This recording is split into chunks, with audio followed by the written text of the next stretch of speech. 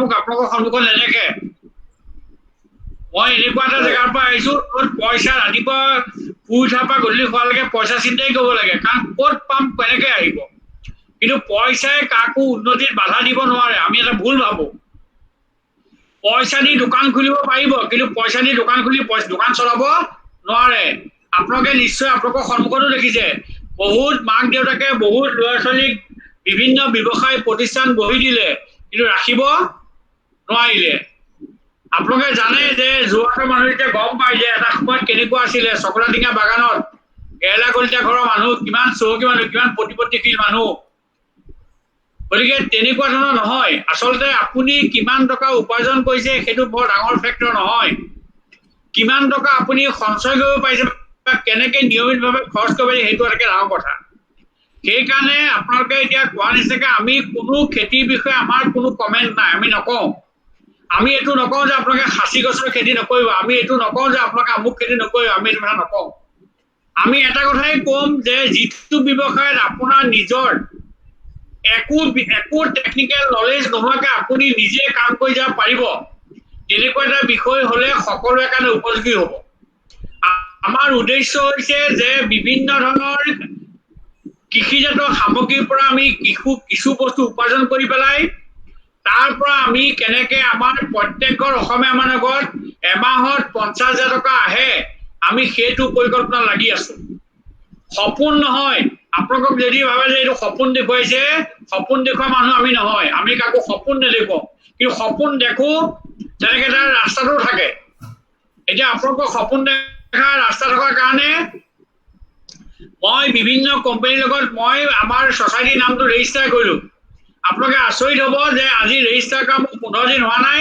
আমাৰ ওচৰলৈ 3খন বিদেশী ৰাষ্ট্ৰৰ পৰা ডিমাণ্ড আহিছে যে আপোনালোকে আমাক ছাপ্লাই কৰক মই এতিয়া কালি বৰুৱাদাৰ লগত কথা পাতিছোঁ যে আমি এটা প্ৰডাকশ্যন নকৰিলে আমাৰ উপায় নাইকিয়া হ'ব নহ'লে আমাক মিছা বুলি ভাবিব সেইবিলাক কোম্পানী ইটালী নেদাৰলেণ্ড আৰু অষ্ট্ৰেলিয়া 3খন কাণ্ট্ৰিৰ পৰা আমালৈ অৰ্ডাৰ আহিছে যে আমি কোটেশ্যন ছাবমিট কৰিব লাগে কিন্তু আমি প্ৰডাকশ্যনেই কৰা নাই কেলে মই চাইছোঁ যে মাৰ্কেটটো আমাৰ ওচৰত সঁচাকৈ আছে নে নাই আমি লোকৰ কথা বিশ্বাস নকৰোঁ বৰুৱাদাই নকৰোঁ মই নকৰোঁ মই যদি বৰুৱাদাই কিবা এটা বস্তু পঠিয়াওঁ সেইটো ওপৰত বৰুৱাদাই দুদিন গৱেষণা কৰি চাই আৰু বৰুৱাদাই বোলে কিবা এটা বস্তু পঠালে ময়ো দুদিন গৱেষণা কৰি চাওঁ তাৰমানে যাতে বস্তুটোৰ ওপৰত আমাৰ নিজৰ একোটা দখল থাকে যদি বিষয়ৰ ওপৰত দখল নাথাকে মানুহে কোনো কথা ক'ব নোৱাৰে আৰু সেই কথা ক'লে তেলত পানীত তেল উপঙি থকা নিচিনা হ'ব কাৰণ সেই কোনদিন জিন নাযায় আপোনালোকৰ প্ৰত্যেকজন উঠীয়া যুৱক আমাৰ অসমীয়া যুৱক যুৱতী সংস্থাপনৰ ৰাস্তা আমি নিজে ঠিক কৰিব লাগিব আমাৰ কাৰণে কোনো একো কৰি নিদিয়ে আমি এটা কথা ভাবিব লাগিব যে আজিৰ দিনত আমাৰ ইয়াত যিমান এনেকুৱা ইণ্ডাষ্ট্ৰী হ'ল সৰহভাগ ইণ্ডাষ্ট্ৰী মৰিলে কেলে মৰিলে মৰাৰ কাৰণটো আমি আপোনাৰ যদি ঘৰখন কিবা কাৰণত উন্নতি হোৱা নাই তাৰ কাৰণে ঘৰৰ মেম্বাৰকেইটা সম্পূৰ্ণ জগৰীয়া বাহিৰৰ মানুহ এটা জগৰীয়া নহয় আপুনি ক'ব পাৰে যে বাহিৰৰ মানে লগোৱাৰ কাৰণে মোৰ ঘৰত কাজিয়া হ'ল মই আপোনাক ওলোটাই প্ৰশ্ন কৰিম যে বাহিৰৰ মানুহ কথা আপুনি কিয় শুনিবলগীয়া হ'ল সেইটো এটা ডাঙৰ ধৰি ললো যে আমি বেলেগে গ'লে খুব সোনকালে শুনো আৰু নিজৰ ঘৰৰ মানুহে সোনকালে নুশুনো এই গোটেইবিলাক বস্তু হোৱাৰ কাৰণে আমাৰ আজি দেশৰ এনেকুৱা এটা অৱস্থা অসমীয়া লৈ ৰিক্সা চলাব নোৱাৰে নিশ্চয় নোৱাৰিব লাজ লাগে কিয় লাজ লাগে কাৰণ আমি সেইবিলাক কাম কৰি পোৱা নাই অসমীয়া মানুহে নাপিত হ'ব নোৱাৰে কেলে নোৱাৰে কাৰণ নাপিত আমাৰ অসমীয়া মানুহ নাই অসমীয়া লৈ ধোবা হ'ব নোৱাৰে কেলে নোৱাৰে কাৰণ আমাৰ অসমীয়া মানুহে ধোবা কৰা অভিজ্ঞতা নাই কিন্তু সেই একেকেইটা কামকে যদি অলপ মডাৰ্ণাইজ কৰি দিয়া যায় তেতিয়া অসমীয়া মানুহে কৰিব পাৰিব কেনেকৈ কৰিব পাৰিব ৰিক্সা চলাব নোৱাৰে কিন্তু ই ৰিক্সা চলাব পাৰে কাৰণ তাক মডিফাই কৰা কাপোৰ হাতেৰে ধুব নোৱাৰে ৱাশ্বিং মেচিনত ধুই কিন্তু লণ্ড্ৰী চলাব পাৰিব নোৱাৰে আপোনাৰ ঠিক তেনেকুৱা ধৰণে নাপিতৰ কাম ডাইৰেক্ট কৰিব নোৱাৰিব মেচিন ওলাই যায় যেনেকে মই মূৰৰ চুটিখিনি ঘূৰাই থৈছো এনেকুৱা যদি মেচিন যদি আমাৰ ওচৰত আছে গতিকে মেচিনত নিশ্চয় কাটিব পাৰিব তাত আপোনাৰ এই বস্তুটো ভাবিছো যে কল গছৰ খেতি কল বেপাৰী গৈ আমাৰ ৰাস্তাত যদি দৌৰা থিয় হৈ থাকে আমাৰ এটা এম্বেচি আমি এটা আত্মজ্ঞানী এটা বিএ পাছ কৰা লৈ কেনেকে বজাৰত যাব আমি সেইকাৰণে সেইটো ভাবি লৈছো যে কল ঢুকে আমাৰ বজাৰত নাযায়। আমি হয় কৰ আমাৰ তাৰপৰা কোনোবাই উচিত মূল্যত কিনি দিব আহিব, নহ'লে আমি কলৰ পৰা কলৰ আটা বনাম। আটা বুলি কোৱা নাই, কলটো পাউডাৰ বনাম। পাউডাৰ বনাই আন্তঃৰাষ্ট্ৰীয় বজাৰত ইয়াৰ বহুত বেছি চাহিদা। কলৰ পাউডাৰ বহুত চাহিদা, এইটো পুষ্টিকাৰক খাদ্য। সেইকাৰণে আমি খাব নাজানো বা আমি কিনিবলৈ সামৰ্থ্য নহ'ব পাৰে, কিন্তু বিদেশী ৰাষ্ট্ৰৰ মানুহে কিনি ল'ব। গতিকে আমি এনেকুৱা এটা বস্তু কৰিব লাগিব যিটো বস্তুৰ দ্বাৰা কলগছৰ পাখিৰে পৰা কলৰ মধুনাটোলৈকে কোনো এটা বস্তু কোনো পেলনীয়া নহয়। যদি কলগছৰ যি গোটেই আমি 100 বুলি ভাবো, মধুনাটোলৈ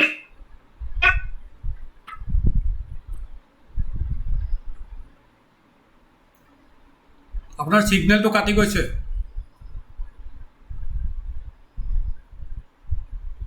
আপোনাৰ সিগনেলটো কাটি গৈছে।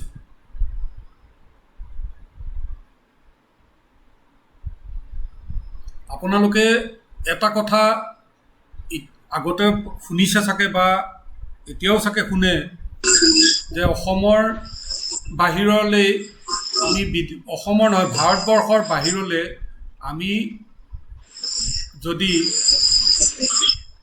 জৈৱিক সাৰ ব্যৱহাৰ কৰি কিবা বস্তু পঠাওঁ তাৰ বহুত বেছি ডিমাণ্ড আছে। এইটো শুনিছে চাগে নিশ্চয়, নহয়নে বাৰু? অসমৰ পৰা নেমুকে আৰম্ভ কৰি আদাকে আৰম্ভ কৰি এইবিলাক বস্তু অসমৰ পৰা বাহিৰলৈ গৈ আছে। এনে কিছুমান দেশলৈ গৈ আছে য'ত আমাৰ তেনেকুৱা কোনো ডিমাণ্ড নাই যে আমি এইবিলাক মানে জৈৱিক সাৰত কৰিব লাগে। কিন্তু জৈৱিক সাৰত যেতিয়া কৰিব লগা হয়, যিবিলাক দেশত জৈৱিক সাৰৰ মূল্য বেছি আছে, জৈৱিক সাৰত তৈয়াৰ কৰা বস্তুৰ মূল্য বেছি আছে, সেই দেশলৈ এক্সপৰ্ট কৰাৰ কাৰণে ভাৰত চৰকাৰৰ বিভিন্ন অনুষ্ঠান আছে যি আপোনাক বস্তুখিনি পঠোৱাত সহায় কৰে, অৰ্থনৈতিকভাৱে সহায় কৰে বস্তুখিনি পঠোৱাত। আপুনি নিজে পঠাওঁতে যিটো খৰচ হ'ব সেই খৰচৰ এটা অংশ তেওঁলোকে ছাবচিডাইজ কৰে, কাৰণ ভাৰতত উৎপাদিত বস্তু তেওঁলোকে বাহিৰলৈ পঠোৱাটো বিচাৰে। এতিয়া আমি যিটো বিষয় লৈছোঁ এই বিষয়টোত আমাৰ যিটো এতিয়ালৈকে অনুভৱ হৈছে, এই অনুভৱটো মতে আমি প্ৰচুৰ পৰিমাণে জৈৱিক সাৰ উৎপাদন কৰিব পাৰিম কলৰ খেতিৰ লগে লগে। গতিকে এই জৈৱিক সাৰৰ ব্যৱহাৰ কৰি আমি যিবিলাক বস্তু উৎপাদন কৰিম সেই বস্তুবিলাক আমি বিদেশলৈ পঠোৱাৰো ব্যৱস্থা কৰিব পাৰিম। সেইকাৰণে কৈছোঁ যে অনুষাংগিক বহু কথা আছে। বৰা ধৰিব। হেল্ল', হয় হয় হয়। গতিকে মোৰ লাইনটো কাটি গৈছিলে মাজতে, নেটটো কাটি যোৱাৰ কাৰণে মই আধাখিনিয়া হ'ল। গতিকে কথাখিনি আপোনালোকে নিশ্চয় শুনিছে। গতিকে আমি এতিয়া আপোনালোকক আজি মিটিং কৰিব বিচৰা কাৰণটো সেইটোৱে যে আপোনালোকক কথাখিনি বুজাই কওঁ যে আমাৰ ওচৰত কিমান সম্বল আছে আৰু কিমান সম্বল আমি ইউজ কৰিছোঁ। আচলতে আমি একোৱেই ইউজ কৰা নাই। আমাক এনেকুৱা এখন আমি অসম দেশত বাস কৰোঁ যিখনৰ গুটি এটা মাটিৰ ওচৰত পৰি থাকিলে গছ ওলায়। সেই একেটা গুটিকে যি বিহাৰত সিঁচিবলগীয়া হয়, সি 15 দিন কষ্ট কৰিবলৈ ৰাতিয়ে দিনে পানী দিয়া, সাৰ দিয়া, জাবৰ দিয়া, চব খোৱাৰ পিছত সি গুটিটো ওলায়। কিন্তু আমি আটাইতকৈ দুখজনক কথা হৈছে যে আমাৰ চব বস্তু এখানে কিন্তু বাহিৰৰ পৰা আহিবলগীয়া হয়। কেলে? কাৰণ আমি আমাৰ বস্তু বুজি নাপাওঁ। ঠিক যেনেকে আমি ঘৰত দেউতাই কোৱা কথাটোত বেছি গুৰুত্ব নিদিওঁ, কিন্তু কাষৰ মানুহজনে কোৱা কথাটো বেছি গুৰুত্ব দিওঁ। কেলে? কাৰণ আমি কাষৰ মানুহজনক বেছিকে বিশ্বাস কৰোঁ। গতিকে আমি এতিয়া আমাক বিশ্বাস কৰিব লাগিব। আপোনালোকে নিজক বিশ্বাস কৰক যে মই এটা বানানা কলগছৰ খেতি কৰিম, কলগছৰ খেতিৰ পৰা মই কলগছৰ পাত বেচিম, কলগছৰ কলডিল বেচিম, কলগছৰ কল বেচিম, আৰু লগতে কলগছৰ যিটো আমাৰ গছডাল থাকিব তাৰ পৰা মই বানানা ফাইবাৰ বনাম। ফাইবাৰ বনাই মই তাক বিদেশত বিক্ৰী কৰিব পৰা যোগ্যতা অৰ্জন কৰিম। এইটো বস্তু আমাৰ সম্পূৰ্ণ ৰাস্তাটোৰ ৰূপৰেখা। যেনেকে এটা হাইৱে বনাবৰ কাৰণে হাইৱেটো এজেগাৰ পৰা আন এজেগালৈ যায়, ঠিক তেনেকুৱা আমি এটা হাইৱে বনাই থৈছো। আৰু এই হাইৱেটো গৈ মেইন জেগাত লাগিব নাই তাৰ এটা পৰীক্ষা কৰি চালো, তেতিয়া দেখিলো যে মেইন জেগাত হাইৱেটো লাগিব। মানে হাইৱেটো মেইন জেগাত লাগিব মানে কি কৈছো যে বানানা ফাইবাৰৰ আন্তঃৰাষ্ট্ৰীয় বজাৰত ডিমাণ্ড কিমান আছে। আপোনালোকে ভাবে যে আন্তঃৰাষ্ট্ৰীয় বজাৰখনে কিয় কৈছে বিদেশী বজাৰ কথা? এই কাৰণে ক'বলগীয়া হৈছে যে মই পিন্ধি থকা এই গেঞ্জিটোৰ দাম 150 টকা, মই ৰিলায়েন্সৰ পৰা কিনিছিলোঁ, চিলছৰ দামতে কিনিছোঁ ঘৰত পিন্ধিবৰ কাৰণে। কিন্তু একেটা গেঞ্জি আপুনি কটনৰ পৰা বনাই পিয়ৰ, ইয়াৰ দাম হ'ব 1500 টকা, যিটো কিনিব পৰা সামৰ্থ্য আমাৰ ভাৰতৰ মানুহৰ বহুতৰ ক্ষেত্ৰত কম। গতিকে আমি নিজৰ দেশৰ বজাৰখন বাদ দিয়ে বাহিৰৰ বজাৰৰ ওপৰত বেছিকৈ ডিপেণ্ড কৰিব লাগিব। কাৰণটো হৈছে যে বানানা ফাইবাৰৰ পৰা বনোৱা কাপোৰ বহুত কোৱালিটি হয়, বহুত ভাল হয়, আৰু তাৰ দামটো সেইকাৰণে বাঢ়ি যায়। দামটো বাঢ়ি যোৱাৰ লগে লগে আপুনি জানে যে সেই দামটো বঢ়াৰ লগে লগে আমাৰ কিনা মান নাইকিয়া হ'ব। আপোনালোকে ধৰে তিতাবৰ বজাৰ বোলে বানানা ফাইবাৰৰ পৰা ক্লথ বনাই আপুনি বিক্ৰী কৰিব, কাপোৰ বনাই আপুনি মাৰ্কেট নাপাব। কাৰণ আমাৰ মানুহে কি হয়, কাপোৰটো এনেকৈ চুই চাই ক'ব ৰং একে আছে, চব একে আছে, এইটো দাম ইমান কিয় বেছি হৈছে, ভাবিব যে আপুনি ঠকিছে। কিন্তু কাপোৰ যি চিনি পায় সি ঠিকেই চিনি পায়। মই যিহেতু কিছুদিন টেক্সটাইল মিলত কাম কৰিছিলোঁ, কাম কৰাৰ কাৰণে কাপোৰ মই চাওঁ, গম পাওঁ। আপুনি একেটা ধৰণৰ কাপোৰক আপুনি জাষ্ট একো কৰিব লাগে, আপুনি শুঙি চাব। আপুনি যদি কাপোৰটো শুঙি চালে আপোনাৰ নাকত ধৰা এটা গন্ধ পায়, তেতিয়া জানিব যে সেই ডাইটোৰ দাম, ডাই মানে এইটো ৰং তাত দিয়ে কাপোৰ ৰং কৰিবৰ কাৰণে, সেই ৰংটোৰ দাম 100 টকা কেজি। আৰু সেই একেটা কাপোৰকে যদি আপুনি এটা ভাল ব্ৰেণ্ডৰ পৰা কিনে, বিমলৰ কাপোৰ, ৰেইমণ্ডছৰ কাপোৰ বা এনেকুৱা এটা কাপোৰ কিনে, তাত আপুনি সেই গোন্ধটো নাপায়। নেপোৱাৰ কাৰণটো হৈছে যে সেই যিটো ৰং তাত দিছে, সেই ৰঙৰ দাম 1 লাখ টকা কেজি। সেইকাৰণে কাপোৰৰ সূতা চবৰে একেই, কিন্তু প্ৰচেছিং যেতিয়া বেলেগ হৈ যাব তাৰ দাম বেলেগ হৈ গৈ থাকে। এতিয়া আপোনালোকে ভাবে যে আপোনালোকে চবেই বহুত কাপোৰ পিন্ধে যে বাবুল ফ্ৰী নে কি বুলি কয়, আমাক কি ফ্ৰী বুলি কয়, এইটো ইয়াতে সূতা ডাবৰি উঠি যায়, হয়নে, বাবুল ফ্ৰী বুলি কয়। বাবুল ফ্ৰী কেনেকে হয়, কাৰণ তাক কি কৰে 4-5টা লেয়াৰত তাৰ ওপৰত এটা শিল বা পাথৰ দি ঘঁহি পেলাই তাৰ যিমান বাবলিং ওলাব সিমান তাক পুৰি গৈ থাকে। পুৰা চিষ্টেম জুই দি পৰা কথা কোৱা নাই মই, এইটো প্ৰচেছিং মিলত পুৰে। মই মেচিনটোৰ নামটো কৈ দিছোঁ, মেচিনটোৰ নামটো কৈ দিছোঁ, যিমানেই চিনজিং মেচিন বুলি কয়। তাৰ আপোনাৰ বাবুল নোলায়, আৰু বাবুল নোলোৱাৰ কাৰণে তাৰ দামটো বাঢ়ি যায়। এই কাৰণে বাঢ়ি যায় যে প্ৰচেছিং কষ্টটো বহুত বেছি। সূতা কিন্তু একেদৰে, আপুনি যেনেকৈ সূতা কেনেকুৱা, সূতা একেই। কাৰণটো হৈছে যে ৰ মেটেৰিয়েলছৰ খৰচ সবাই 150 টকা মিটাৰ, কিন্তু কাপোৰ যেতিয়া মিলত প্ৰচেছিং হ'ব যায়, সেই মিলৰ প্ৰচেছিঙৰ ওপৰত, ডাইঙৰ ওপৰত বেছ কৰি তাৰ দাম বাঢ়ি গৈ থাকে। গতিকে এই গোটেই বস্তুটো আপোনাক সেইকাৰণেই কৈছোঁ, সেইকাৰণে মোক এটা টেক্সটাইল ইঞ্জিনিয়াৰে কৈছিলে যে যিমান দামী কাপোৰ নিকিনো ধুই পেলাই পিন্ধিবি। কাৰণটো কি যে তাত কিছুমান ওপৰত অনুষাংগিক কিছুমান এলাৰ্জিক মেটেৰিয়েল জমা হৈ থাকে কাপোৰৰ ওপৰত। এই বস্তুটো সদায় ধুই পিন্ধিলে আপোনাৰ সেই এলাৰ্জিক মেটেৰিয়েলটো গুচি যায়। গতিকে আমি কোৱা কথাখিনি এইখিনিয়ে, উদ্দেশ্য এইটোৱেই যে আপোনালোকে যদি ভাবে, আপোনালোকে যদি চিন্তা কৰে যে এই ইণ্ডাষ্ট্ৰিটোৰ পৰা আমাৰ বহুত কিবা হ'ব পাৰে, তেতিয়া বহুত কিবা হ'ব। যেনেকে আমাৰ অসমীয়াত কয় যে মানিলে ধান, নেমানিলে পতান। গতিকে আপোনালোকে যদি মানে যে ইয়াৰ পৰা ধান হ'ব, একদম ধান কনফাৰ্ম হ'বই। যদি আপোনালোকে নাভাবে যে ইয়াৰ পৰা ধান নহয়, পৃথিৱীৰ কোনো শক্তি নাই আপোনাক ধান বুলি প্ৰমাণ কৰা। গতিকে এইটো আপোনালোকলৈ এৰি দিছোঁ, আপোনালোকে সকলোৱে চিন্তা কৰি যাব। আপোনালোকেও পঢ়া শুনা কৰক, আপোনালোকেও জানক, আমাক প্ৰশ্ন কৰক। আমি প্ৰশ্ন উত্তৰ দিবলৈ ৰখি আছোঁ। কেলে ৰখি আছোঁ? কাৰণ প্ৰশ্ন কৰিলে আমিও অলপ পঢ়িব লাগে। গতিকে মানুহৰ পণ্ডিতানি তেতিয়াই গম পোৱা যাব যেতিয়া পণ্ডিতক প্ৰশ্ন কৰা যাব বিভিন্ন ধৰণৰ। আৰু প্ৰশ্ন এনেকুৱা হ'ব নালাগে যে এটা অবান্তৰ প্ৰশ্ন হ'ব নালাগে, কিন্তু প্ৰশ্নটো যদি যুক্তিসংগত হয়, নিশ্চয় ময়ো আপোনালোকক পঢ়ি জনাব লাগিব, জানি জনাব লাগিব। এইখিনিয়ে কথা। গতিকে আপোনালোকে জানক যে এজোপা কলগছে আপোনাক 50,000 টকা দিব পাৰিব যদি আপুনি ভাবে, যদি নাভাবে আপোনাক একো দিব।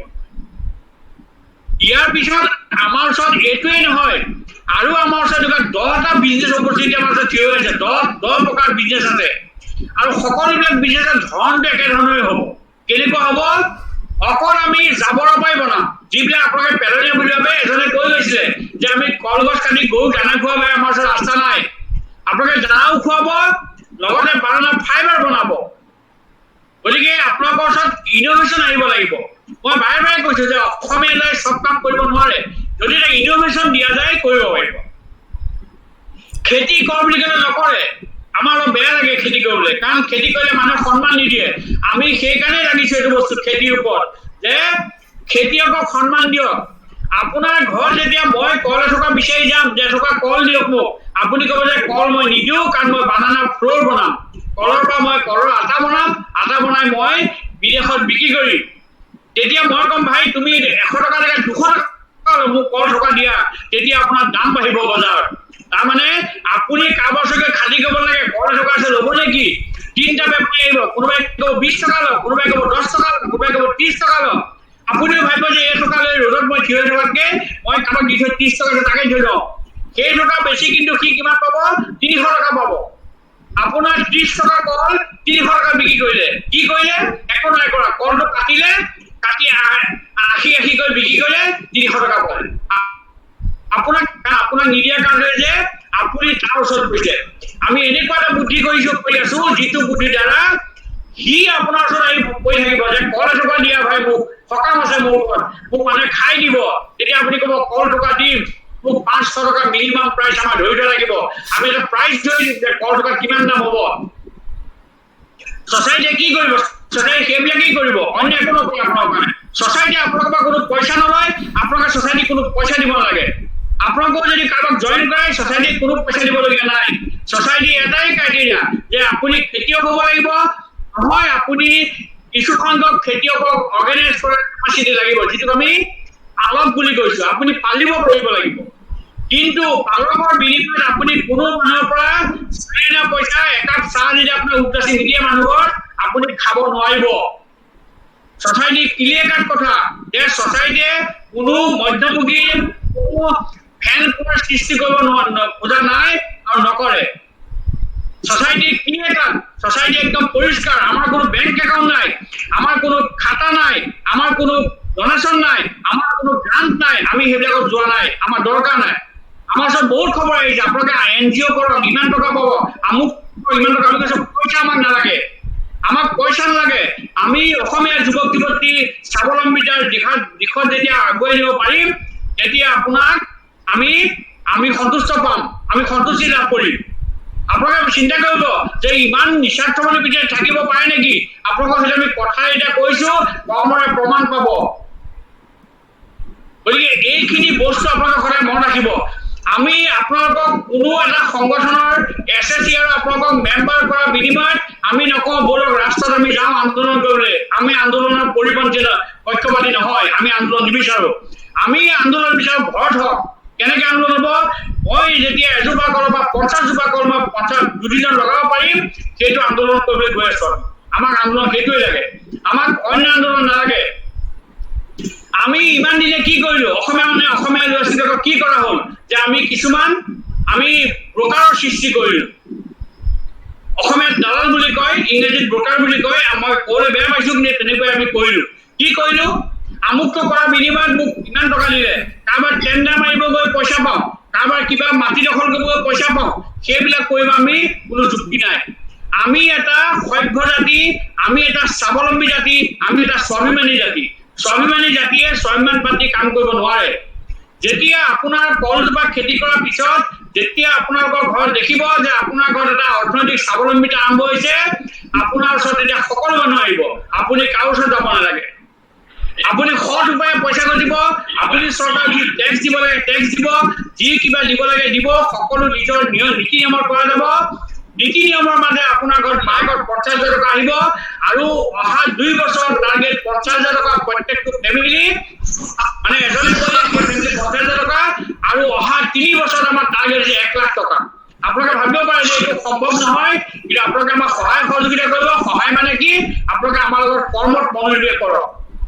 আজি প্ৰমোদ বৰুৱা বা মোৰ আমি খাবৰ কাৰণে চিন্তা কৰিব নালাগে, কিন্তু প্ৰমোদ বৰুৱাইও কিবা এটা পৰ্যায়ত এটা অসুবিধাত পৰিছিলে, কৰাৰ কাৰণে তেখেতে এটা ষ্ট্ৰাগল লাইফ পালে। আৰু মই জীৱনত ষ্ট্ৰাগল কৰি আহিছো। মই য'ত বহি আছো এইখন চকী মোৰ 14 বছৰীয়া চিন্তা কৰিব নোৱাৰে মই য'ত পাৰিছো, কিন্তু কেনেকে পাৰিছো, মই কষ্ট কৰিছো, মই কষ্ট বিনিময় পাইছো। সেইকাৰণে মোৰ গৌৰৱো নাই, অহংকাৰো নাই, মোৰ কোনো একো নাই। মই জানো যে কৰ্মই ধৰ্ম, কৰ্ম কৰিব লাগে। যদি মই নিজে তলৰ পৰা অহা মানুহজনে 5টা তলত থকা মানুহ থিয় কৰিব নোৱাৰো, তেতিয়াহ'লে মই মানুহৰ জীৱনটো মোৰ কাৰণে অৰ্থহীন মই ভাবো। আৰু এইটো পৰিষ্কাৰ পৰিচ্ছন্ন কৰি দিছো যে আমাৰ কোনো ৰাজনৈতিক লালসা নাই, আমাৰ কোনো আজি অভিসন্ধি নাই যে আপোনালোকক আমি কাইলৈ কিবা এটা দুদিনৰ ওচৰত কম যে আমি এটা আমুক কৰিম তামুক কৰিম। আমাৰ এটাই আন্দোলন ইকনমিক আন্দোলন, ইকনমিক এজুকেশ্যন মানে অৰ্থনৈতিক স্বাৱলম্বিতা আমাৰ একমাত্ৰ আন্দোলন। আৰু সেইটো আমি ক'ত কৰিম? পথাৰত কৰিম। সেইটো আমি ক'ত কৰিম? সৰু সৰু ইণ্ডাষ্ট্ৰি কৰিম। সেইটো আমি ক'ত কৰিম? সেই সৰু সৰু ইণ্ডাষ্ট্ৰিবোৰ আমি এটা ডাঙৰ ইণ্ডাষ্ট্ৰিলৈ পৰিৱৰ্তন কৰিম, য'ত আমাৰ সকলো বনিব। আমাৰ এইম হৈছে, আমাৰ উদ্দেশ্য হৈছে যে বানানা ফাইবাৰ উলিওৱা নহয়, বানানা ফাইবাৰ উলিয়াই তাৰ পৰা বিভিন্ন ধৰণৰ কাপোৰ বনাই, কাপোৰ বৈ তাৰ পৰা বিভিন্ন ধৰণৰ ৰেডিমেড গাৰ্মেণ্টছ বনাই আমি গোটেই সাউথ ইষ্ট এছিয়া এটা টেক্সটাইল মেনুফেকচাৰিং হাব বনাব খুজিছোঁ। তাৰমানে ইয়াত কাপোৰৰ বিভিন্ন প্ৰডাক্ট বনিব, সেইবিলাক আমি বিদেশী ৰাষ্ট্ৰত পঠাম। আমাৰ সেইটোৱে একমাত্ৰ আইডিয়া, আমাৰ তাৰ বাহিৰে একো নাই। যদি আপোনালোকৰ কিবা কৌশল এতিয়াও আছে, আপোনালোকে কৌশলখিনি আপোনালোকে যদি লগত থাকে কৰ্মদায় দেখিব, যদি নাথাকে বেলেগে যদি আপোনাৰ লগত যিকেইজন আহিছে সেইকেইজনৰ কৰ্মত আপুনি প্ৰমাণ পাব যে মানুহকেইজনে কথাকেইটা যেনেকৈ কৈছিলে তেনেকে পালন কৰিছে। কিন্তু এইটো মনত ৰাখিব, আপোনালোকক কিন্তু সকলো বস্তু আমি একেবাৰে ৰেডিমেডকে হয়তো নিদিম। কিয় নিদিম? কাৰণ আপোনাৰ যেতিয়া কিবা এটা বস্তু পালে আপোনাৰ নিজৰ এটা মানে কি বুলি কম ভাল পোৱা নাথাকিব। যেনেকে আপোনাৰ ঘৰত থকা ল'ৰা ছোৱালী, আপোনাৰ মা দেউতা, আপোনাৰ ককাই ভাই, বাই ভনীৰ লগত আপোনাৰ এটা অন্তৰৰ মিল আছে, ঠিক তেনেকুৱা ধৰণে আপুনি যদি কলগছৰ লগত অন্তৰৰ এটা মিল কৰিব পাৰে তেতিয়াহ'লে আপুনি ছাকচেছ হ'ব পাৰিব। যদি নোৱাৰে তেতিয়া প্ৰমোদ বৰুৱা, মুকুল বৰা, হাজাৰটা প্ৰমোদ বৰুৱা, মুকুল বৰাই গ'লেও আপোনাক কিন্তু আমি ব্যৱস্থা কৰিব নোৱাৰিম। গতিকে আপোনালোকে এইখিনি বস্তু জানি ৰাখক। এইখিনি মোৰ ফালৰ পৰা ক'বলগীয়া আছিলে, আৰু বহুত কথা আছে। আৰু আকৌ কৈছে এবাৰ প্ৰমোদাই কৈ গৈছে যে এনেকুৱা কৰিব নালাগে কিন্তু যে ধান খেতি বন্ধ কৰি তাত আমি কলগছৰ খেতি নকৰিব। আপোনাৰ যদি কলগছৰ খেতি কৰিব মাটি ক'ৰবাত আছে আপুনি খেতি কৰক, আৰু নহ'লে যদি কাৰোবাৰ পৰা লিজত পায়, লিজ মানে গম পাইছেনে? আমি যেতিয়া আধিয়া বুলি কওঁ, সেইটোকে লিজত ল'লে কিন্তু আপুনি লং টাৰ্ম ল'ব লাগিব, অন্ততঃ 25 বছৰ মিনিমাম ল'ব লাগিব, যাতে আপোনাৰ ইণ্ডাষ্ট্ৰিটো এটা লেভেল পায়গে। আপুনি কাইলৈ স্বাৱলম্বী হোৱা ডাঙৰ হৈ যোৱাৰ পিছত আপোনাৰ ইণ্ডাষ্ট্ৰি পৰিসৰ হোৱাৰ পিছত আপোনাক চবে ৰ মেটেৰিয়েল দিব আহিব। কিন্তু যেতিয়া আপোনাক সৰু হৈ থাকিব আপোনাক হোল চেকত পেলাবৰ কাৰণে বহুত মানুহ আহিব। কাৰণ অসমীয়া জাতিটো অকল নিজৰ মানুহকেইটা হোল চেকত পেলাবৰ কাৰণে জীয়াই আছো আমি। এইটো নেভাবিলেও এইটো সত্য কথা। যেনেকে পিচিঅ এটা সময়ত গোটেই পিচিঅ পইণ্ট হ'ল আৰু বিক্ৰী নাইকিয়া হ'ল। এইখিনিয়ে ক'লো মই। গতিকে আপোনালোকৰ কিবা ক'বলগীয়া আছে কওক। বৰা ছাৰে যিকেইটা কথা ক'লে হয় কওক। আপোনালোকৰ পৰিচয়কেইটা দি দিয়কচোন এবাৰ। কি কৈছে? কৈছে আমাৰ পৰিচয় লাগে। আপোনালোকৰ পৰিচয়কেইটা দি দিয়কচোন এবাৰ। মোৰ নাম প্ৰমোদ কুমাৰ বৰুৱা। মই ব্যৱসায় কৰোঁ, ঘৰ দুৱাৰ বনোৱা কাম কৰোঁ।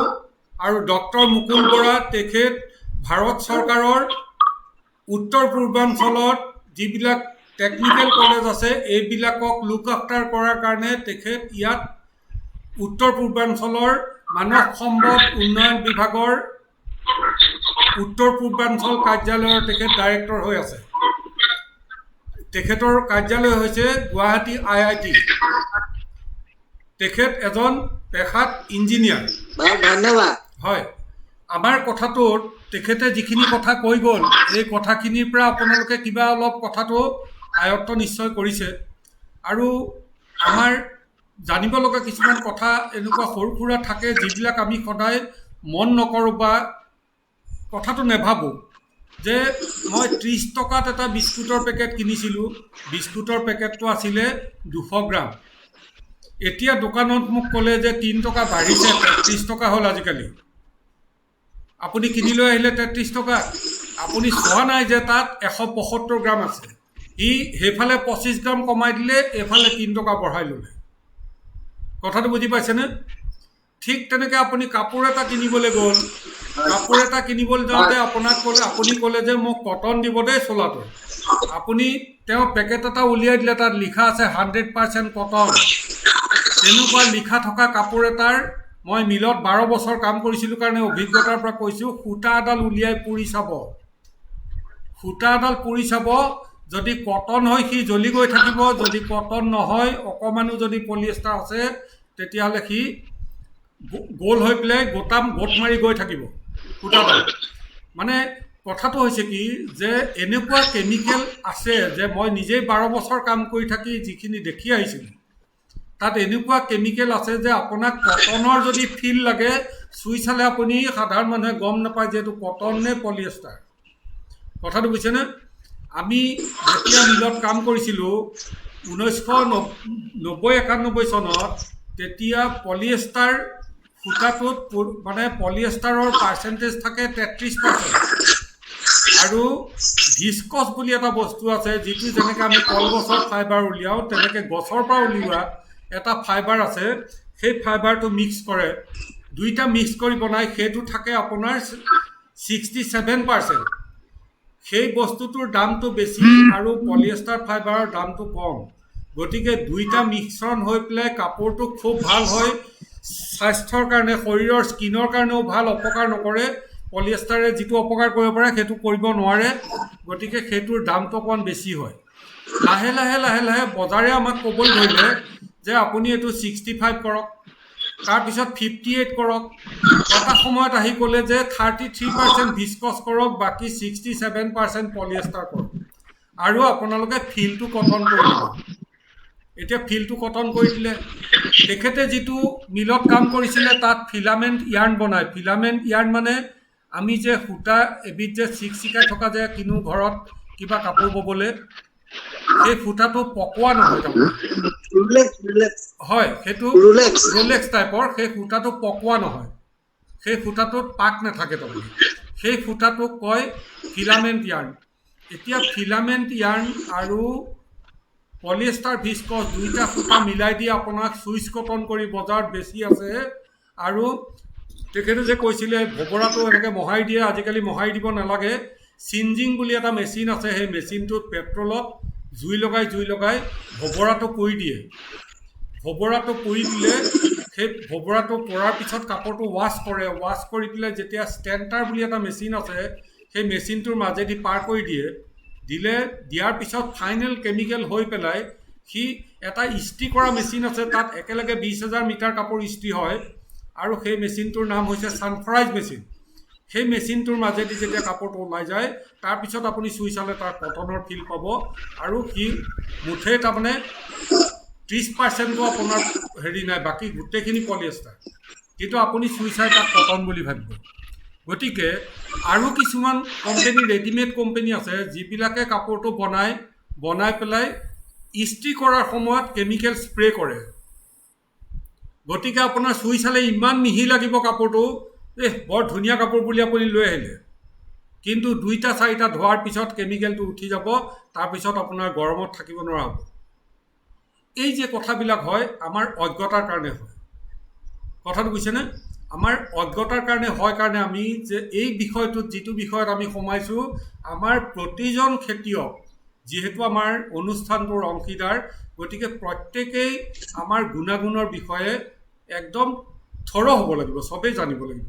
যি কামটো কৰিছোঁ আমি সেই বিষয়টোত জানিব লাগিব। আমি 175 গ্ৰাম বিস্কুট 33 টকাত নেবেচোঁ, আমি 200 গ্ৰামেই বেচিম, 33 টকা কৰি দিম লাগিলে, কিন্তু 35 টকা বেচিম, কিন্তু 200 গ্ৰামেই কৰিম। সিফালেও কমাম, এইফালেও বঢ়াম, এনেকুৱা ফুংফাং কাম আমি নকৰোঁ। মিঠাতেলৰ পেকেটটো আপুনি ইঞ্জিন কিনি আনিব বা ফৰচুন কিনি আনিব, এইবিলাক চব গুৱাহাটীত টেংকাৰত আহি পেলাই পেকিং হয়। ই মিঠাতেল নহয়, ৰেপচিড তেল। তাত মিঠাতেলৰ ফ্লেভাৰটো মিলোৱা হয় টেংকাৰখন আহি পোৱাৰ পিছত, আৰু পেকেটত ভৰাই দিয়ে। ইঞ্জিনৰ কাৰণে 140 টকা দিয়ক, ফৰচুনৰ কাৰণে 130 টকা দিয়ক, অমুকটোৰ কাৰণে 120 টকা দিয়ক। কিন্তু আপুনি গণেশ কিনি লৈ আহক, আপোনাক বৰুৱানী বাটত বা আমাৰ মাৰোৱাৰী পট্টিত যোৰহাটত আপোনাক 80 টকাত দি দিব 1 লিটাৰ তেল। কেনেকৈ দিয়ে? 1 কেজি তেল ওলাবৰ কাৰণে, 1 লিটাৰ তেল ওলাবৰ কাৰণে আমাক খুব ভাল সৰিয়হ হ'লে 3.5 কেজি সৰিয়হ লাগে, 3 কেজি 300 গ্ৰাম সৰিয়হ লাগে। 1 কেজি সৰিয়হৰ দাম 40 টকা, 4-3 120 টকা গ'লেই সৰিয়হত। নেশ্যনেল বজাৰত, ৰাষ্ট্ৰীয় বজাৰত সৰিয়হৰ মূল্য হৈছে 4,000 টকা কুইণ্টেল। তেওঁ আপোনাক কেনেকৈ দিব 80 টকাত? কিন্তু 120 টকাতনো কেনেকৈ দিব? তাৰ বটলৰ দামেই ওলাব, এডভাৰটাইজৰ দাম ওলাবনে, হ'লচেলাৰৰ প্ৰফিট ওলাবনে, ৰিটেইল যে আপোনাৰ ঘৰৰ ওচৰত কৰিছে তাৰ পইচা ওলাব? একোৰে পইচা নোলায়। গতিকে এই গোটেই বস্তুবিলাক যে আমি ভেজাল খাই আছোঁ, আমাৰ উদ্দেশ্যটো হৈছে যে আমি এনে এটা বস্তু কৰিবলৈ গৈ আছোঁ যে ডাইৰেক্ট টু কনজিউমাৰ। আপুনি কনজিউমাৰক ডাইৰেক্ট দিয়াৰ কাৰণে কনজিউমাৰে উচিত মূল্যত পালে, আপুনি খেতিয়কজনে যে উচিত মূল্য পোৱা নাছিলে, আপুনি উচিত মূল্য পালে, দুইজনেই বেনিফিটেড হ'ল। নহয়নে বাৰু? 2 নম্বৰ কথা, আমি যিবিলাক প্ৰডাক্ট বনাম সেই প্ৰডাক্টবিলাকো ইণ্টাৰনেশ্যনেল ষ্টেণ্ডাৰ্ড হ'ব লাগিব। আমি যি কাপোৰে ইয়াত নিপিন্ধিছোঁ, যেতিয়া এক্সপৰ্ট যিবিলাক কোম্পানীয়ে কৰে তেওঁলোকে কিন্তু তেনেকৈ আমাক ঠগি কাপোৰ পঠাব নোৱাৰে। আপোনালোকে দিল্লীৰ ফুটপাথে 50 টকা 60 টকাত এসময়ত আমি 30 টকাত চোলা কিনিছিলোঁ, কটন চোলা। কটন হয়, এক্সপৰ্ট ৰিজেক্ট হয়। গতিকে এক্সপৰ্ট ৰিজেক্টৰ কিছুমান দোকানেই আছিলে, এতিয়া সেইবিলাক মলবিলাক হৈ তালৈ আহিব ধৰিছে, সেইবিলাকলৈ আহিব ধৰিছে। আমি বৰ ভাল বুলি কিনি লৈ আহিছোঁ, কিন্তু এইবিলাক এক্সপৰ্ট ৰিজেক্ট। আমি বনোৱা বস্তুৰো ৰিজেক্ট হ'ব, আমি সেইটো ব্যৱহাৰ কৰিব নোৱাৰিম এনেকুৱা কথা নহয়। ৰিজেক্ট অকণমান ক্ষুদ্ৰ কাৰণতো হয়, কথাটো বুজিছেনে? কিন্তু সেই ৰিজেক্ট হোৱাৰ পিছত আমি সেইখিনিও বজাৰত বেচিব লাগিব, আৰু যিখিনি বস্তু আমি পাৰিম সেইখিনি আমি ইণ্টাৰনেশ্যনেল বজাৰলৈ যাব লাগিব। কলৰ পৰা আমাৰ যি ভাৰ্মি কম্প'ষ্ট বনিব, সেই ভাৰ্মি কম্প'ষ্ট ব্যৱহাৰ কৰি আমি নেমু টেঙা বা আদাৰ যেতিয়া উৎপাদন কৰিম, সেই আদা বা নেমু টেঙাও আমি এক্সপৰ্ট কৰিম। আমাৰ কলজোপা স্বৰ্ণফলা, কলজোপাই আমাক যি সোণ দিব, সেই সোণটো অকল কলেই নিদিয়ে। আপুনি খেতিয়কজনে অকল কল খেতি কৰি বহি থাকিব নালাগে, তেখেতে কল কাটি বেচাটো দিবই। ওপৰঞ্চি কলজোপাই আপোনাক যি বস্তু দি যাব, সেই বস্তুখিনি ব্যৱহাৰ কৰি আপুনি অতিৰিক্ত কৃষি উৎপাদন কৰিব, যিখিনি উই কেন এক্সপৰ্ট ইট, আমি বাহিৰলৈ পঠাব পাৰিম। কথাটো বুজি পাইছেনে? গতিকে আমাৰ উদ্দেশ্যটো কলৰ পৰা আৰম্ভহে হৈছে, আমি শেষটো ক'ত হ'ব আমি নিজেও নাজানো। আমি এতিয়াও অধ্যয়ন কৰি আছোঁ, আমি নাজানো যে কলৰ পৰা কি হ'ব পাৰে, ইমান সাৰ থকা বস্তু এটা। গতিকে আপোনালোকে এই কথাটো ভাবিব লাগিব যে মোক এইটো ৰেচিডুৱেল ইনকাম হ'ল। তাৰমানে এই যে আগত যে মানুহবিলাকে কৰিছিলে, আজিকালিও বহুতে কৰে, এমৱে কৰে, যে তুমি ভাই এজেঞ্চি এটা ল'বা, খুব জোৰকৈ ধৰিলে, তেওঁ কিবা বস্তু কিনিলে আপুনি তাৰে 2% কমিশ্যন পালে, ইজনে 3% পালে, কোনোবাই 20% পালে, কোনোবাই 18% পালে। আমাক সেইবিলাক দৰকাৰ নাই। আমি যে কল খেতি কৰিম, কমিশ্যন আমিয়ে পাই থাকিম। কেনেকৈ পাম? কল বেছি পালোঁ, কলৰ ডিল বেছি পালোঁ, কলৰ পাত বেছি পালোঁ, কলৰ পুলি বেছি পালোঁ, কলজোপা বেছি পালোঁ। তাৰপিছত আমাৰ কলজোপাৰ পৰা ফাইবাৰ উলিয়াওঁতে যিখিনি কম্প'জ ওলাই গ'ল, পানী যিটো ওলালে সেইটো সাৰ বেছি পালোঁ, আৰু সেই সাৰ কম্প'জটো যিটো ওলালে সেইটোক আমি ভাৰ্মি কম্প'জ কৰিলোঁ, সেইটো আমাৰ নিজৰ খেতি পথাৰত দিলোঁ। খেতি পথাৰত দি খেতিৰ উৎপাদনটো যিটো হ'ল, সেইটো আমি বাহিৰলৈ পঠাব পৰাৰ উপযুক্ততা পালে। কিয়? তাত আমি মেনিয়ৰ ব্যৱহাৰ কৰা নাই। কোনো ধৰণৰ মেনিয়ৰ ব্যৱহাৰ নকৰাকৈ কলৰ পৰা যি সাৰ ওলাব, সেই সাৰ ব্যৱহাৰ কৰি খেতি কৰাৰ কাৰণে বাহিৰত সি প্ৰচুৰ চাহিদা পাব। ভাবিব নোৱাৰিব যে নেমু বেছি আপুনি কিমান পইচা পাব পাৰে, কিন্তু এইবিলাক অনুষাংগিক। আমি মাজে মাজে তাত গছ ৰুব পাৰিম, সেইবিলাক আমাৰ কোনো জেগাই পেলনি নাযায়। গতিকে এই গোটেই কথাবিলাক আমি বিবেচনা কৰি আমি কলৰ পৰা আৰম্ভ কৰিব খুজিছোঁ যে ভগৱানে এনেকুৱা এটা বস্তু আমাক দি থৈছে, যাক আমি আজিলৈকে চিনিয়ে নাপালোঁ। আমি ভবাই নাছিলোঁ, মইতো কেতিয়াও ভবা নাই। লকডাউন নোহোৱা হ'লে হয়তো নভবাকেই গুচি গ'লোহেঁতেন ওপৰলৈ কোনোবা দিনা। কিন্তু লকডাউনত আমাৰ এই যে চৰ্চাবিলাক হ'ল, আমি যে পঢ়িবলৈ আৰম্ভ কৰিলোঁ, তেখেতে মোক ক'লে, মই পঢ়া আৰম্ভ কৰিলোঁ। মই কথাটো শুনি পেলাই সিমানতে মই আৰম্ভ কৰি দিয়া নাই, মই পঢ়িলোঁ নিজে। পঢ়ি দেখিলোঁ যে এইটো সাংঘাতিক কথা। তেতিয়া মই এটা ফেচবুকত ষ্টেটাছ দিছিলোঁ, আৰু সেই ষ্টেটাছটোৰ পৰাই আজিৰ এই পৰ্যায় আমি পাইছোঁহি। আৰু মনত এটা আমাৰ ভাৱ আছে যে আমি কিবা প্ৰফিট কৰিম, মুকুল বৰাই কিবা প্ৰফিট কৰিব, মই কিবা প্ৰফিট কৰিম। আমাৰ এতিয়া বয়সো নাই, আৰু আমাৰ সেইটো কথাত আমি যাব খোজা নাই। আমাৰ কথা হৈছে কি যে ৰাজনৈতিক নেতাসকলে, চৰকাৰে আপোনালোকক খেতিয়কসকলক যি সুবিধাখিনি দিব লাগে, সেইখিনি প্ৰপাৰলি নিদিয়াৰ বাবে আজি 72 বছৰ স্বাধীনতাৰ পিছত আমি এই বস্তুবিলাক, আমাৰ কেতিয়াও খেতিয়কৰ উন্নতি হোৱা নাই। কাৰ উন্নতি হৈছে? মই যোৰহাট বজাৰত যিকেইজনে তামোল পাণৰ দোকান দি আছে, হ'লচেল কৰে তামোল, তেখেতসকলৰ 3 তলা ঘৰ। আপোনাৰ বাৰীত যে তামোল আছে, আপোনাৰ কিন্তু 1 তলা ঘৰো হোৱা নাই। কথাটো বুজিছেনে? গতিকে মধ্যভোগী বাদ দি আমি পোনপটীয়া বজাৰ ল'ব লাগিব, আৰু আমাৰ উৎপাদিত বস্তুক আমি প্ৰচেছ কৰিব লাগিব। এইটো কৰিবৰ কাৰণে আমাৰ সমন্বিত প্ৰচেষ্টা লাগিব, এজনে অকলে নোৱাৰোঁ। গতিকে মই আৰম্ভণিৰ দিনাখনেই কৈছিলোঁ যে আমি ধৰি ল'ব লাগিব যে আমি এই বিষয়টোত যিদিনাৰ পৰা সোমাইছোঁ, আমি একত্ৰিত হৈছোঁ। আমাৰ গোত্ৰ, এটা গোত্ৰ বুজি পাইছেনে? এই যে কোনোবাই কাশ্যপ গোত্ৰ বুলি কয়, কোনোবাই কিবা গোত্ৰ বুলি কয়, এই কাশ্যপ গোত্ৰ বা কিবা গোত্ৰটোৰ অৰ্থ হৈছে যে মূল মানুহজন, এই পৰিয়ালটোৰ, এই বংশটোৰ বা এই কাশ্যপ গোত্ৰৰ মানুহখিনিৰ মূল মানুহজন আছিলে কাশ্যপ ঋষি। কাশ্যপ ঋষিৰ থালেদি অহা কাৰণে তেওঁ কাশ্যপ গোত্ৰ পাইছে। কথাত বুজিছেনে? আমি এতিয়া গোত্ৰ সলনি কৰিম। আমি গোত্ৰ সলনি কৰি আমি এতিয়া কি কৰিছোঁ যে কল্পগোত্ৰ, আপোনাৰো কল্পগোত্ৰ, মোৰো কল্পগোত্ৰ, আমি এই কল্পগোত্ৰৰ মানুহখিনি একত্ৰিত হৈ আমি এই যুদ্ধ যে কৰিছোঁ, এই যুদ্ধ কৰোঁতে আমাৰ মাজত কোনো বৰা, শইকীয়া, কলিতা, হাজৰিকা, দাস ইত্যাদি কোনো নাই। আমি চব কল্পগোত্ৰ মুঠতে। এতিয়া মুকুল চন্দ্ৰ বৰাৰ জেগাত আমি মুকুল চন্দ্ৰ কল্পগোত্ৰ, প্ৰমথ কুমাৰ বৰুৱাৰ জেগাত প্ৰমথ কুমাৰ কল্পগোত্ৰ। আমাৰ কোনো এইবিলাক জাত পাত নাই। আমি এটাই কথা জানো যে প্ৰতিজন অসমীয়া ডেকা ল'ৰা কল্পগোত্ৰৰ প্ৰত্যেকেই একোজন স্বাৱলম্বী মানুহ হ'ব লাগিব, একোজন আৰ্থিকভাৱে সবল স্থিতিত আহিব লাগিব। চৰকাৰে আপোনাক ঘৰত আহি ক'ব লাগিব যে আপুনি ইমান কামটো যে কৰিছে ছাবচিডি লওক। ছাবচিডিৰ কাৰণে আপুনি তেল খৰচ কৰি কৰি স্কুটাৰ লৈ, গাড়ী লৈ আপুনি অফিচে অহা যোৱা কৰিবলৈ দৰকাৰ নাই। গছ পুলি লাগে, আপোনাক কল পুলি লাগে, চৰকাৰে যদি দিয়াৰ আঁচনি আছে, চৰকাৰে আপোনাক ঘৰত আহি দিব লাগিব। এইটো বাধ্য তেতিয়া কৰাব পাৰিব যেতিয়া আপুনি আৰ্থিকভাৱে সবল হ'ব, আৰ্থিকভাৱে স্বাৱলম্বী হ'ব। তাৰ বাহিৰে আপোনাৰ বেলেগ ৰাস্তা নাই।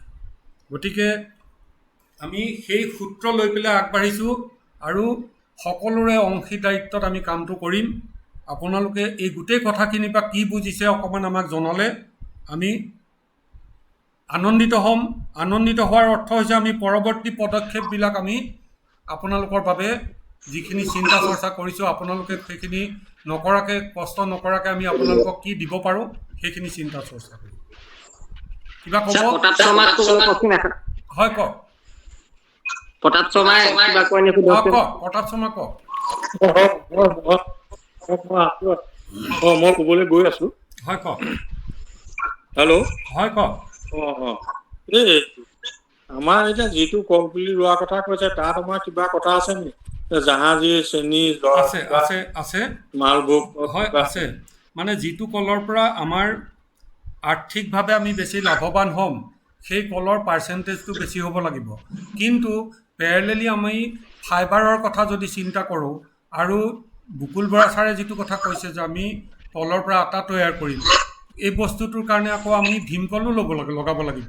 তাত ফাইবাৰো বেছিকৈ পাম, তাৰ মেডিচিনেল বেনিফিট কিছুমান আছে যিবিলাক আমি তৈয়াৰ কৰিব পাৰিম, আৰু তাৰ কলৰ ডিলটোৰ দামো বেছি পাম আমি ইত্যাদি। সেই ডিলৰ পৰা আমি কিছুমান ফুড প্ৰডাক্ট বনাম। গতিকে সেইটো কলো লগাব লাগিব।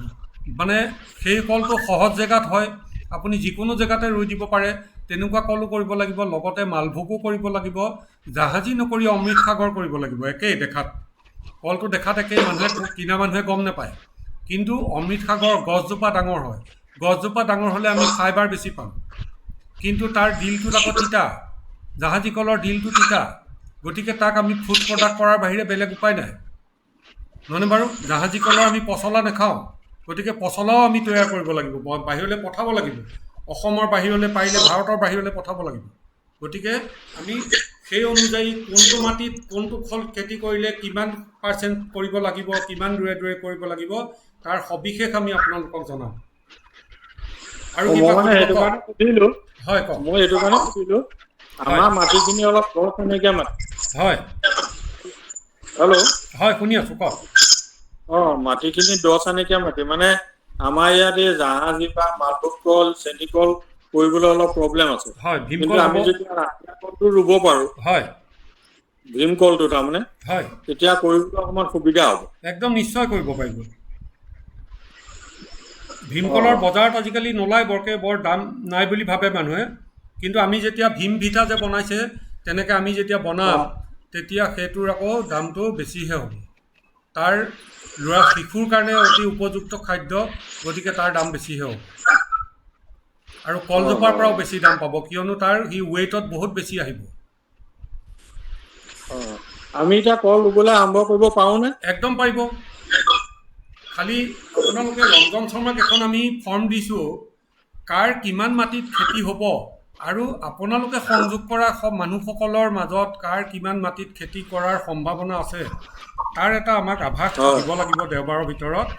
আমি মানে পৰৱৰ্তী আঁচনিটো তৈয়াৰ কৰিবৰ কাৰণে আমি এটা কথা জানিব লাগিব যে যোৰহাটৰ তিতাবৰত কিমান মাটিত কল খেতি হ'ব, নলবাৰীত কিমান মাটিৰ কল খেতি হ'ব, লখিমপুৰত ধেমাজিত কিমান মাটিৰ কল খেতি হ'ব, ডিব্ৰুগড়ত কিমান মাটিত কল খেতি হ'ব, এইটো জানিব লাগিব। তাৰ ওপৰত ভিত্তি কৰি আমি উদ্যোগটোৰ পৰিকল্পনা কৰিব লাগিব, হয়নে বাৰু? হয় হয় মোৰ মানে গোলাঘাটত মোৰ ৰিলেশ্যনৰ মানুহ কিছুমান আছে। হয়, মই সেই মানুহখিনি মই কেনেকে ইয়াত মানে এণ্টেংগল কৰিব পাৰিম? পাৰিব আপুনি। তাত গোলাঘাটত আমাৰ কি বৰা আছে, কি বৰা আছিলে মুকুল বৰা ছাৰ? পংকজ বৰুৱা। হা, পংকজ বৰুৱা আছে। পংকজ বৰুৱাৰ নম্বৰ আমি ৰঞ্জন শৰ্মাক দি দিম বা আপোনাকো দি দিম।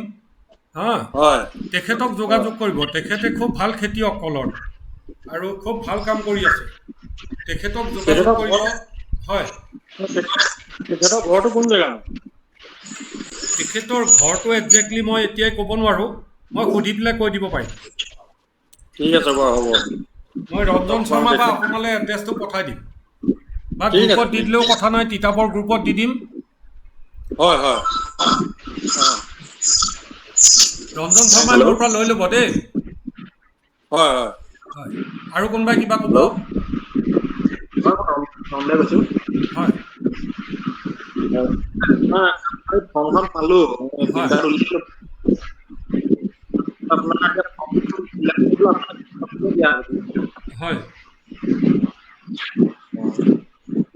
তাৰপিছতে আপোনালোকৰ লগততো আমি এটা প্ৰথম পৰ্যায়ৰ পৰা ৰঞ্জন শৰ্মাৰ মই আছো যোগাযোগত। হয়, হয়, আজি এতিয়া আপোনাৰ যিখন আছে ইয়াত আমাৰ ভিতৰত সেইকেইজনে আপোনাৰ প্ৰথম বছৰৰ পৰা নাজানে হয়, সেই আমি হয়।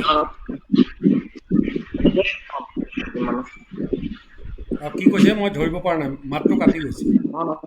নহয়, আজি আপোনাৰ কিমান মানুহটো আজি আছে আপোনালোকৰ লগত আজিহে যোগাযোগ হৈছে।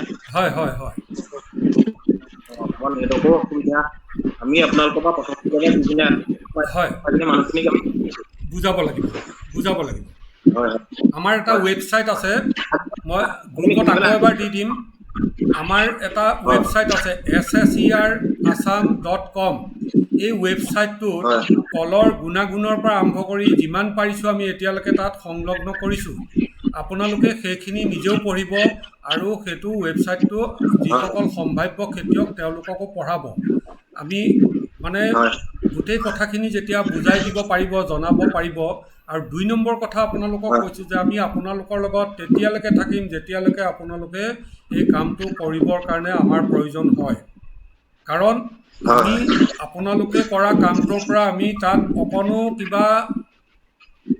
অকণমান আমাৰ আৰ্থিক উপকাৰ হ'ব এনেকুৱা আমাৰ কোনো ধাৰণা নাই আৰু ভৱিষ্যতেও নাথাকে।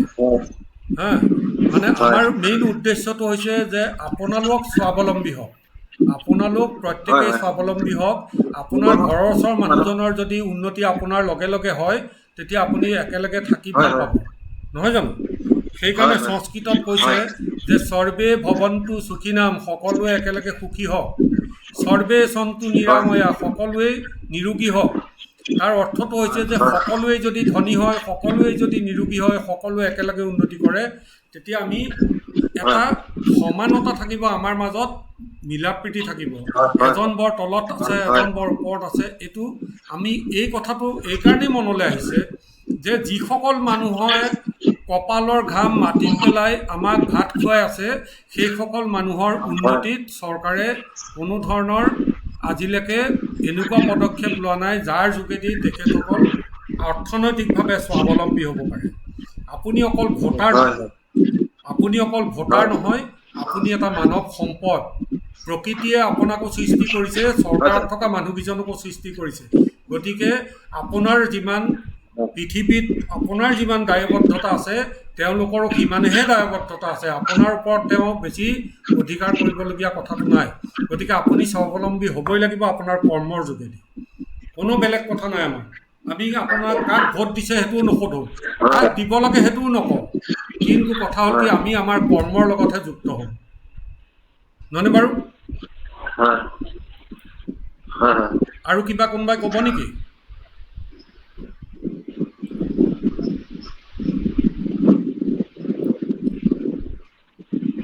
ইয়াত আছে কোনোবাই কিবা কওঁ বুলি ভাবিলেও আপোনাৰ তাৰ নেটৱৰ্কৰ বহুত প্ৰব্লেম আমাৰ ইয়াত হয় হয় হয় ওলাই গুচি গৈছে হয়। হৈ পেলাই তেতিয়া আমি আজি বৰ বেছি দীঘল নকৰোঁ। মই একচুৱেলি আজি শৰ্মাই কথাটো কোৱাৰ পিছত মই তেখেতক না কৰা নাই, মানে লগে লগে মই তেখেতক ক'লোঁ যে ঠিক আছে হ'ব, 6:30 নকৰিব, 7টাত কৰিব। আজি অকণমান কিবা এটা মোৰ গাটো ভাল লাগি থকা নাছিলে, কিন্তু এতিয়া আপোনালোকক পাই মোৰ গাটো ভাল লাগি গৈছে। আৰু গাটো বেয়া লাগি থাকোঁতেও মই বহিলোঁ, বহি পেলাই মই অনুভৱ কৰিছোঁ যে মই বেয়া লাগি থকাতকৈ এতিয়া ভাল পাইছোঁ। প্ৰতাপ শৰ্মাই কিবা এটা কৈ আছে নেকি? আপুনি স্পীকাৰটো অন কৰি লওক, আপোনাৰ স্পীকাৰটো অফ হৈছে, স্পীকাৰটো অন কৰি দিয়ক বাওঁহাতে। এতিয়া কওক। এতিয়া শুনিছেনে? শুনিছোঁ, কওক। ইমান দেৰি কথা পাতিলো, আপোনালোকক দেখিলো, মুখটো দেখা নাই, হয় সেইকাৰণে বোলো মুখ দেখাই দিওঁ।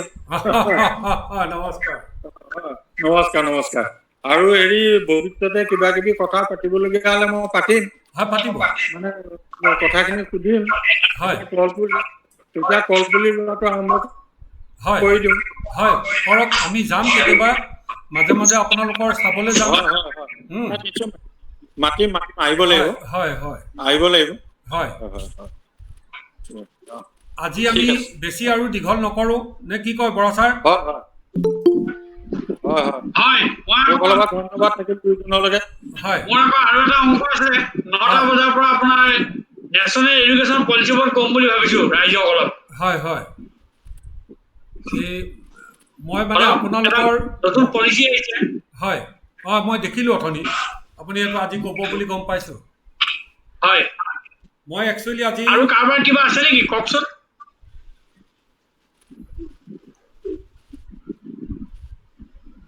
আৰু কোনোবাই কিবা ক'ব বিচাৰে বা সুধিব বিচাৰে? নয়নমণি ফুকন মোকো। হেল্ল'। হয় কওক। আছে নয়নমণি হয়। ফুকন, নয়নমণি ফুকন, তোমাৰ কিবা ক'বলগীয়া বা জানিবলগীয়া সুধিবলগীয়া আছে যদি ছাৰৰ লগত কথা পাতিব পাৰিবা।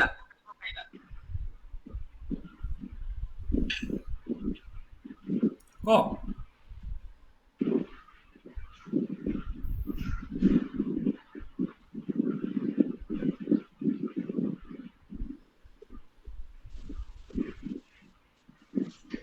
ফুকন কওক।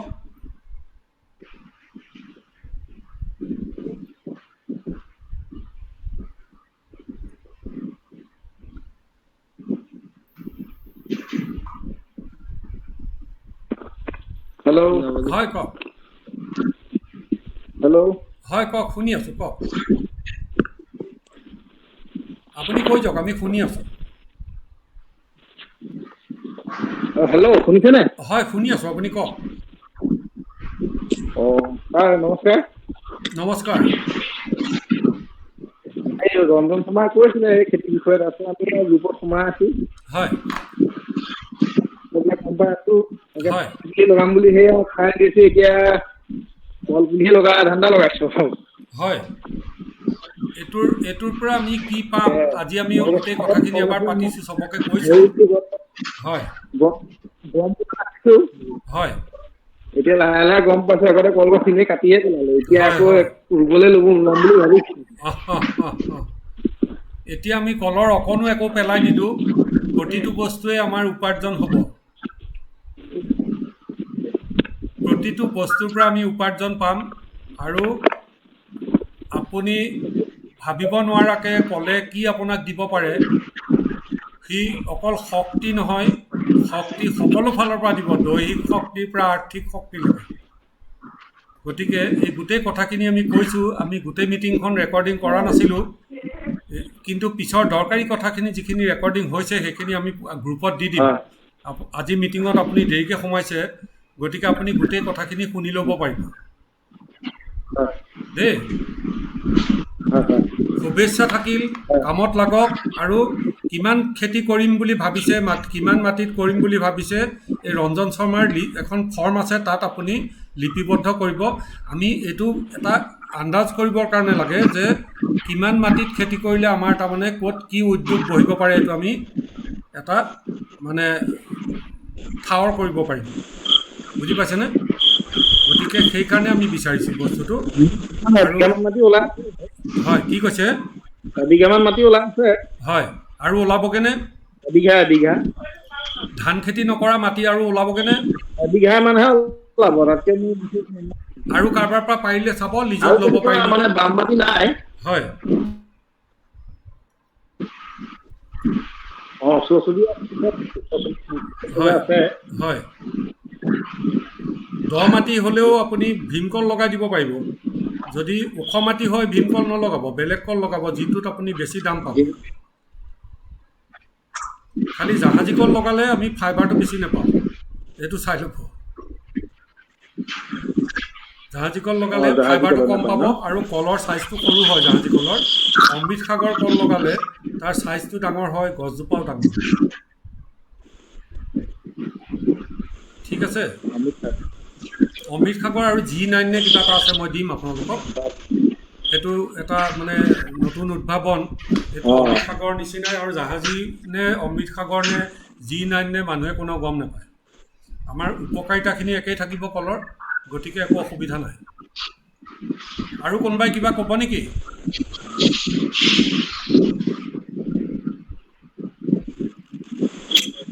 আৰু কোনোবাই কিবা ক'ব? আজিলৈ আমি ইমানতে সামৰণি মাৰোঁ। আকৌ লগ পাম। আপোনালোকে যেতিয়াই বিচাৰে আমাক পাব, খবৰটো আগতীয়াকৈ দি দিব। হয়, প্ৰতাপ শৰ্মাই কিবা কৈছে? নহয় আপুনি খবৰটো কৈছে যে হয়, হয়, সেইকাৰণে ফোন কৰিছোঁ আৰু। হয়, হয়। আজিলৈ সামৰিছোঁ।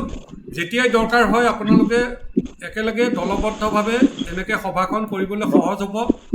আমি ক'তো নোযোৱাকৈ নিজৰ নিজৰ ঘৰৰ পৰাই কথাখিনি কৰিব পাৰিম।